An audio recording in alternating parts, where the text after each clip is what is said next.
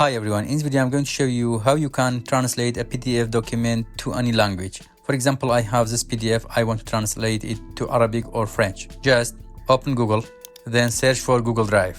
Enter, click this link. You have to sign into your account. If you don't have your account, it's super easy to create your account. Now just sign in. Click New, File Upload. Download this one, PDF for translating. Select it. Open.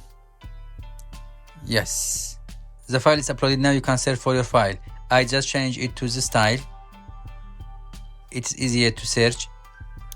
My file name is... That's my file.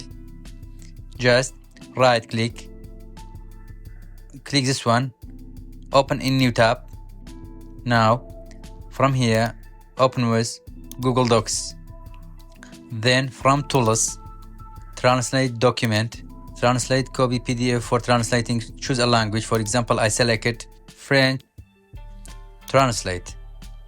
Yes. To save it as a PDF document, again, just from File, Download, PDF document, name it, okay, Translate Copy of PDF for translating, Save, Show, double click on it.